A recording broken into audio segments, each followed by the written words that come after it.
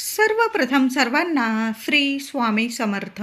स्वामी महाराजांच्या कृपेने तुमच्या सर्व चांगल्या इच्छा पूर्ण होत ही स्वामींचरणी प्रार्थना करते आणि आजच्या व्हिडिओला सुरुवात करते. 2 मार्च 2026 सोमवार दिवशी होळी पौर्णिमा आलेली आहे. बऱ्याच लोकांना मनात प्रश्न आहे की होळी कधी साजरी करावी, 2 तारखेला की 3 तारखेला, ग्रहण कधी आहे, होळीला आहे ग्रहण की धुलीवंदनला.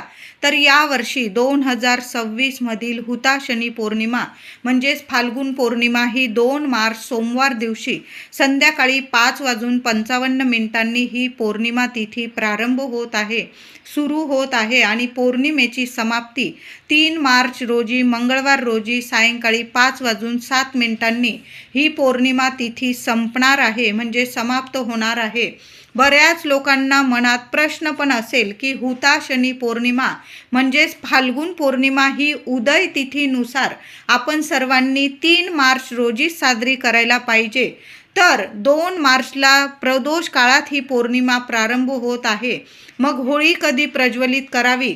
पण होळीचे दहन शास्त्रानुसार आपण पारंपरिकरित्या शास्त्रानुसार प्रदोष काळानंतरच आपण होळीचे दहन करत असतो. म्हणून 2 मार्च रोजी संध्याकाळी 5:55 ही पौर्णिमा तिथी प्रारंभ होत असल्यामुळे आपल्याला 2 मार्च रोजी प्रदोष काळानंतरच होळीचे दहन करायचं आहे. कळालं असेल सर्वांना. अगदी रात्रीच्या 2 मार्च 2026 सोमवार दिवशी संध्याकाळपासून प्रदोष काळापासून 6 वाजेपासून रात्रीचे 9:30 होळीचे दहन करायचे आहे. अतिशय शुभ मुहूर्त आहे. थोडासा उशीर झाला, अर्धा तास वगैरे, तर 10 वाजेच्या आत, रात्री 10 वाजेच्या आतच आपल्याला होळीचे दहन करायचं आहे. आणि 3 मार्चला ग्रस्तोदित म्हणजेच खग्रास चंद्र ग्रहण आलेलं आहे. दुपारी 3:20 हे ग्रहण सुरू होईल आणि संध्याकाळी 6:48 हे ग्रहण संपणार आहे. 3.25 तासाचे हे ग्रहण या वर्षाचे पहिले आणि मोठे चंद्रग्रहण असणार आहे. या ग्रहणाचे वेध हे 3 मार्चला सूर्योदयापासून म्हणजे सकाळी 6:30 या ग्रहणाचे वेध आपल्याला सर्वांना पाळायचे आहे. गर्भवती, लहान मुलं, आजारी, अशक्त यांनी दुपारी 11 वाजेपासून ते ग्रहण संपेपर्यंत हे वेध नियम पाळायचे आहे. हे चंद्रग्रहण 3 मार्च मंगळवार रोजी धुलीवंदन दिवशी असल्याने होळी दहनावर याचा कुठलाही वाईट परिणाम होणार नाही किंवा होळी दहन करावी का नाही, बरेचसे मनात प्रश्न असणार. तर कुठलाच परिणाम, ग्रहणाचा परिणाम होळीवर कसलाच होणार नाही. म्हणून आनंदाने होळीचा उत्सव आपल्याला साजरा करायचा आहे. चंद्रग्रहणाचा आणि होळी दहनाचा काहीही संबंध नाही.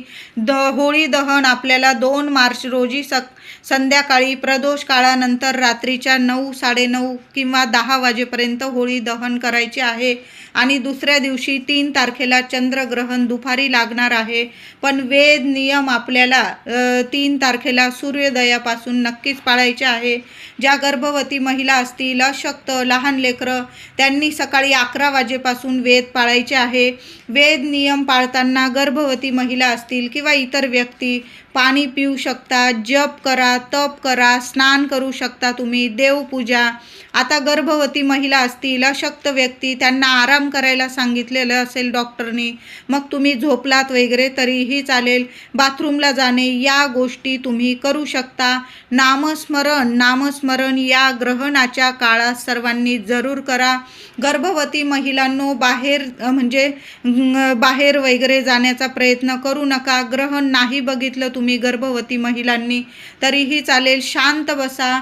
तुम्ही बेडवर बसलेला आहात, खुर्चीत बसलेला आहात, श्री स्वामी समर्थ, श्री स्वामी समर्थ, किंवा तुम्ही ज्या देवांना, इष्टदेवांना मानतात, त्यांची रोज पूजा करतात, नामस्मरण करता, देवांचं नामस्मरण करा. देव एकच आहे, तर देवांचं नामस्मरण करायचं आहे. 1000 पटीने आपल्याला पुण्य फळ मिळणार आहे. आपण जे मंत्र, स्तोत्र चंद्रग्रहणावेळी आपण बोलतो पठण करतो ते उजळून निघतात असं म्हटलं जातं. चंद्रग्रहणात जी व्यक्ती मंत्र जप करते, स्तोत्र पठण करते, ते त्या वेळात त्या काळात आपण जर पठण करतो ना तर उजळून निघतात आणि आपल्याला 1000 पटीने पुण्यफळ प्राप्त होतं. म्हणून गर्भवती महिला असतील किंवा सर्वांनीच ग्रहण काळात आपण शांत बसायचं आहे. गर्भवतींनी तर घरातली कामं वगैरे 1 दिवसासाठी बाजूला ठेवायची आहे. चिरणं कापणं या गोष्टी तुम्ही पाळत असाल, नाही तर तुम्ही म्हणाल या ताई काही पण सांगत आहे, अंधश्रद्धा पसरवत आहे. असं नाही. तुम्ही जर ग्रहणाचे नियम पाळतात तर या वेळात काळात कापू नका, चिरू नका, जास्त म्हणजे झाडणं वगैरे शांत बसून राहा. या वेळात 1 दिवसासाठी कामं बाजूला ठेवायचे आहे. घरातले व्यक्ती करून घेतील कामं. तुम्ही शांत बसा, बेडवर बसा, खुर्चीत बसा, नामस्मरण करा. नामस्मरणात खूप मोठी ताकद असते आणि ग्रहण काळात केलेलं नामस्मरण तुम्हाला सुद्धा उपयोगी पडेल, फलदायी ठरेल आणि तुमच्या गर्भात वाढणाऱ्या बाळाला सुद्धा फलदायी ठरणार आहे. कुठलेही वाईट परिणाम तुमच्या गर्भावर किंवा तुमच्यावर ग्रहण काळाचे वाईट परिणाम होणार नाही. देवांची कृपा होणार आहे आणि तुमचं बाळसुद्धा म्हणजे अगदी सुरक्षित राहील आणि आरोग्यदायी राहील. म्हणून ग्रहण काळात गर्भवतींनी तरी हा नियम जरूर पाळा. शांत बसा, बाकी सर्व सोडून द्या, नामस्मरण करा, मंत्र जपा. होळीच्या दिवशी सोमवार आल्याने या दिवशी महिलांनो केस वगैरे नाही धुतली तुम्ही तरीही चालेल. आदल्या दिवशी रविवार आहे, आदल्या दिवशी रविवारी केस धुवून घ्यायचे आहे. आता समजा तुम्हाला धुवावेच लागले तर सर्वांनी ज्यांना केस धुवायचे आहे त्यांनी सुद्धा आणि होळीच्या दिवशी तर आवर्जून सर्वांनी बारीकसा खडा तुरटीचा आंघोळीच्या पाण्यात टाकायचा आहे. आवर्जून टाका महिलांनो, दादांनो. तुरटीचा खडा पाण्यात टाकायचा आहे आणि मग त्या पाण्याने आंघोळ करायची आहे. तुमच्या कुंडलीतील चंद्र तर मजबूत होईलच, पण तुमची अडलेली कामंसुद्धा मार्गी लागतील. काही शारीरिक मानसिक त्रास असतील ते सुद्धा निवारण होतील आणि तुम्हाला म्हणजे सर्व इच्छा तुमच्या पूर्ण होतील. म्हणून सोमवारी होळीच्या दिवशी थोडा का होईना तुरटीचा खडा बारीक करून घ्या आणि चिमूटभर तुरटीची पावडर आंघोळीच्या पाण्यात टाका. लहान लेकरांपासून मोठ्या व्यक्तींपर्यंत हा उपाय तुम्ही करू शकता. मग तुरटीच्या पाण्याने तुम्ही डोकं वगैरे धुतलं तरी पण कुठलेही दोष तुम्हाला लागणार नाही. होळी, धुलीवंदन या दिवशी मांसाहार होणार नाही याची नक्की काळजी घ्यायची आहे. त्याचबरोबर गर्भवती महिलांनी नामस्मरण तर करायचंच आहे. नामस्मरण करताना तुळशीचं 1 का होईना पान महिलांनो, गर्भवती महिलांनी ग्रहण काळात स्वतःच्या मुखात तोंडात 1 का होईना बारीकसं तुळशीचं पान ठेवून घ्यायचं आहे. पण चुकून सुद्धा ग्रहण काळात किंवा आदल्या दिवशी होळी आहे, होळी असेल, धुलीवंदन, ग्रहण काळात तुळस तोडू नका. आधीच तोडून ठेवा, नाही तर तुम्ही फुलवाल्या दादांकडून विकत आणली तरीही चालेल. पण तुळस ही आपल्याला ग्रहणात लागणारच आहे. जी आजारी व्यक्ती असेल, अशक्त व्यक्ती, गर्भवती महिला सर्वांनी 1 तुळशीचं पान तोंडात ठेवा. ते तुम्ही खाऊन पण घेतलं तरीही चालेल.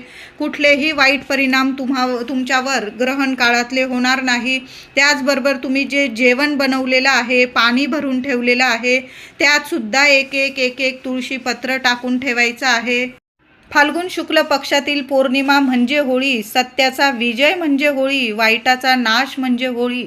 देवांविषयी खरी भक्ती, श्रद्धा आणि त्याची देवाने दिलेली प्रचिती म्हणजे होळी. बघा, मनात खरी श्रद्धा भक्ती असेल तर त्या परमेश्वरावर तर अग्नीतून सुद्धा सही सलामत भक्तांचे रक्षण नक्कीच होते. होळीचे दहन का केले जाते तर वाईट गोष्टी त्या पवित्र अग्नीत जळून खाक व्हाव्या आणि आयुष्यात सुख, शांतता, समृद्धी यावी, आरोग्य मिळावं म्हणून होळीचे पूजन करून दहन केले जाते. होळीला थोडे का होईना पुरण करून, पुरणाचा नैवेद्य करून आधी देवघरात देवांना नैवेद्य दाखवावा. घराजवळ गोमाता असेल, गाईला सुद्धा स्वतःच्या हाताने, महिलांनो, दादांनो, होळीच्या दिवशी सोमवारी गाईला नैवेद्य जरूर द्या. पुरणाची पोळी खाऊ घाला किंवा साधी चपाती बनवली असेल, तूप गूळ लावा, पण गाईला नैवेद्य जरूर दाखवायचा आहे. आणि होळीला सुद्धा पुरणाचा नैवेद्य नैवेद्य दाखवायचा आहे। तुम्ही सकाळी पुरण बनवलेलं असेल महिलांनो किंवा संध्याकाळी, आधी देवांना नैवेद्य दाखवा, होळीचा नैवेद्य काढा, गाईचा नैवेद्य काढा आणि होळीला सुद्धा नैवेद्य दाखवून 7 प्रदक्षिणा होळीला पाणी शिंपडत मारायच्या आहे। म्हणजे तुमच्या जीवनात जी काही नकारात्मक गोष्टी असतील तुमच्या जीवनात, त्या पवित्र अग्नीत जळून जातात। तुमच्या घरात कायम कटकटी नकारात्मकता जाणवत असेल, तुमच्या गोष्टीत म्हणजे तुमच्या काही कामं अडून राहिलेली असतील, तर आवर्जून होळीला 5 किंवा 7 प्रदक्षिणा जरूर घाला महिलांनो। आणि पाणी शिंपडत आपल्याला होळीला प्रदक्षिणा घालायच्या आहे आणि होळीला नैवेद्य, जो नैवेद्य बनवलेला असेल तो होळीला नैवेद्य जरूर द्यायचा आहे। आणि प्रत्येकाने होळीला 1 नारळ, प्रत्येक कुटुंबाने, आता कुटुंबात 4 व्यक्ती आहे म्हणजे 4ंनी एक नारळ अर्पण करायचं असं नाही। आपल्या कुटुंबाकडून 1 नारळ, एका घराकडून 1 नारळ तरी होळीला नक्की अर्पण करा। दोन्ही हातात ते नारळ पकडायचं आहे। ही सेवा महिलांनी करा, पुरुष दादांनी करा, पण कुटुंबाकडून होळीला 1 नारळ अर्पण करायचंच आहे। दोन्ही हातात नारळ घ्या, शेंडी होळीकडे आली पाहिजे अशा पद्धतीने नारळ पकडावा आणि तुमच्या मनातील इच्छा बोला, समस्या बोला आणि तो होळीत नारळ अर्पण करून द्यायचा आहे। होळीच्या दिवशी होळीची पूजा करताना 1 दिवा होळीजवळ जरूर लावा। तुपाचा लावा, तेलाचा लावा, एखादी मातीची पंती जरी घेतली महिलांनो तरीही चालेल, पण 1 दिवा आपल्याकडून जरूर होळीजवळ जरूर लावा। आता नाहीच लावता आला तर होळीची पूजा करताना आपल्या मुख्य दाराशी दिवा लावायचा आहे। आणि या वर्षीची होळी सोमवारी आल्याने महादेवांच्या मंदिरात जाता आलं तुम्हाला। प्रदोष काळात, पौर्णिमा तिथी प्रदोष काळात सुरू होणार आहे, म्हणून प्रत्येकाने प्रदोष काळात महादेवांच्या मंदिरात जाऊन अभिषेक करा। पाण्याने करा, दुधाने करा, पुन्हा पाण्याने करा, एक का होईना बेलपान महादेवांना अर्पण करा, पांढरी फुलं अर्पण करा। पौर्णिमा आहे, पांढरी फुलं अर्पण करा, गोड खडी साखरेचा नैवेद्य दाखवा किंवा तुम्ही काही बनवलं असेल नैवेद्यात तर पुरणाची पोळी किंवा शिरा वगैरे, दूध, साखर असा नैवेद्य महादेवांना दाखवायचा आहे। आणि तिथं सुद्धा 1 दिवा आवर्जून तुपाचा लावा, तेलाचा लावा, नियम नाही, पण महादेवांच्या शिवपिंडीजवळ एखाद्या कोपऱ्याला जरूर आपली इच्छा बोलून घ्या महिलांनो। लेकरांविषयी काही इच्छा असेल, तुमच्याविषयी, घरात लक्ष्मी टिकून राहावी, तुमच्या सर्व इच्छा पूर्ण व्हाव्या, प्रत्येक कामात तुम्हाला अडचणीतून मार्ग मिळावा, प्रगती व्हावी प्रत्येक कामात तुमच्या, अशी इच्छा बोलून महादेवांसमोर 1 दिवा होळी पौर्णिमेला संध्याकाळी प्रदोष काळात जरूर लावा। अगदी रात्रीचे 8-9 वाजले ना चालेल, पण महादेवांच्या मंदिरात जाऊन 1 दिवा जरूर लावा। आणि होळीजवळ लावता आला दिवा तर जरूर लावा। आणि मुख्य दाराशी तर आवर्जून होळीच्या दिवशी महिलांनो, होळीचं पूजन करण्याआधी आपल्या मुख्य दाराशी सुद्धा माता लक्ष्मीच्या स्वागतासाठी दिवा जरूर लावा। आपल्या तुळशी माऊलीजवळ सुद्धा 1 दिवा लावायचा आहे। ओम नमो भगवते वासुदेवाय नमः। बघा, साक्षात होळीमधून प्रल्हादाचे रक्षण केले भगवान श्री हरी विष्णूंनी। होळीच्या दिवशी आवर्जून तुळशी मातेची सुद्धा पूजा करायची आहे। हळदी, कुंकू, फुलं, अक्षता वाहून छान असं तुळशीजवळ सुद्धा तुपाचा दिवा लावायचा आहे। अंधार ठेवू नका होळीच्या दिवशी, तुळशीजवळ अंधार ठेवू नका। किमान 21 वेळा ओम नमो भगवते वासुदेवाय नमः या मंत्राचा जप प्रत्येक महिलेने जरूर करा। महिलांना काही अडचणी असतील मासिक धर्माच्या वगैरे, तर माझ्या पुरुष दादांनी जेवढी होतील ना सेवा उपाय जरूर करा। तुळशीजवळ माझ्या दादांनी जरी दिवा लावला चालेल, 1 नारळ होळीला अर्पण करा। होळीजवळ दिवा लावता आला दिवा लावा, महादेवांच्या मंदिरात जाऊन 1 दिवा लावा। जेवढी सेवा होईल ना महिलांनो, दादांनो जरूर करा या दिवशी। आता होळीची राख आपण घरी कधी आणायची? 3 मार्चला तर ग्रहण लागणार आहे, मग 3 मार्चला सूर्य उगवण्याआधीच आपल्याला होळीची राख घरी आणायची आहे। किंवा तुम्ही जरा जास्त जागरण करत असाल, होळी शांत झाल्यानंतर तुम्ही रात्री जरी 2 तारखेला म्हणजे 3 तारखेला पहाटे पहाटे जरी तुम्ही होळीची राख घरी घेऊन आलात तरीही चालेल, पण सूर्य उगवण्याच्या आधीच होळीची राख जरूर घरी घेऊन यायची आहे. आणि 3 मार्चला सर्वांनी धुलीवंदनच्या दिवशी, ग्रहणाच्या दिवशी सर्वांनी आंघोळीच्या पाण्यात चिमूटभर होळीची राख टाकून आंघोळ करायची आहे. लहान लेकरांपासून मोठ्या व्यक्तींपर्यंत हा उपाय जरूर करा. होळीच्या दिवशी 2 तारखेला तुरटी टाकून आंघोळ करायची आहे. तर 3 मार्चला धुलीवंदनच्या दिवशी, चंद्रग्रहणाच्या दिवशी होळीची राख बारीक बारीक चिमूटभर राख टाकून आंघोळ करायची आहे. चांगले अनुभव येतील तुम्हाला. होळीच्या आधीच आपल्या देवघरात जरूर या वस्तू आणायच्या आहे. तर नारळ, विड्याची पानं, श्रीयंत्र, स्वामींचा फोटो किंवा मूर्ती, दक्षिणावर्ती शंख, पंचधातूचे कासव किंवा पंचधातूचे स्वस्तिक आणि तुम्ही किराणा सामान भरत असाल महिलांनो तर धने, हळद, मीठ, तुरटी, वेलची, लवंग या वस्तूंपैकी ज्या वस्तूंची तुम्हाला गरज आहे ना तर त्या वस्तू आवर्जून खरेदी करा. आणि होळीच्या दिवशी जरी होळी पौर्णिमा संध्याकाळी प्रारंभ होणार आहे तरी पण होळीचा दिवस खूप महत्त्वाचा आहे. सोमवार आहे, शुभ दिवस आहे. या दिवशी तुम्ही तुमच्या देवघरात श्रीयंत्राची स्थापना करू शकता. स्वामींचा फोटो, मूर्ती, दक्षिणावर्ती शंख, कासव, पंचधातूचे स्वस्तिक आपल्या मुख्य दारावर सुद्धा स्थापना करू शकता किंवा आपल्या देवघरात सुद्धा खूप शुभ परिणाम दिसून येतील. त्याचबरोबर धने, हळद, मीठ, तुरटी, वेलची, लवंग या वस्तू संपायच्या आतच आपल्या घरात जरूर घेऊन या. आणि होळीचा शुभ मुहूर्त आहे, या वस्तू जरूर घेऊन या. लक्ष्मी माता प्रसन्न होईल. त्याचबरोबर होळीपर्यंत जर या कोणी वस्तू तुमच्याकडं मागितल्या चुकून सुद्धा देऊ नका. राग आला तरी चालेल.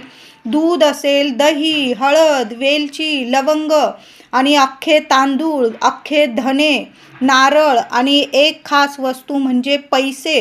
कुणी या वस्तूंपैकी एक जरी वस्तू मागितली तुमच्याकडं देऊ नका. अगदी जवळची व्यक्ती असेल तरी पण नाही म्हणून सांगायचं आहे. बघा, होळीचा दिवस आहे, शुभ दिवस आहे आणि होळीपर्यंत जर या वस्तू तुम्ही तुमच्या घरातून दिल्या तर साक्षात लक्ष्मी माता, तुमची लक्ष्मी तुम्ही इतरांना देत आहात याचा अर्थ असा होतो. म्हणून चुकून सुद्धा देऊ नका. होळीला किंवा धुलीवंदनला म्हणजे चंद्रग्रहणाच्या दिवशी किंवा आदल्या दिवशी होळी दहनाच्या दिवशी तुम्हाला जर कुणी या वस्तूंपैकी एक जरी वस्तू खायला दिली तर नकार द्या. विषाची परीक्षा घेऊ नका. ही अंधश्रद्धा नाही आहे. आपली प्रगती बघणारे चांगले लोक पण या जगात आहे आणि आपल्या प्रगतीवर जळणारे लोकसुद्धा या जगात आहे. म्हणून अशी अमावस्या, पौर्णिमा आणि होळीची पौर्णिमा तर खूप मोठी पौर्णिमा आहे.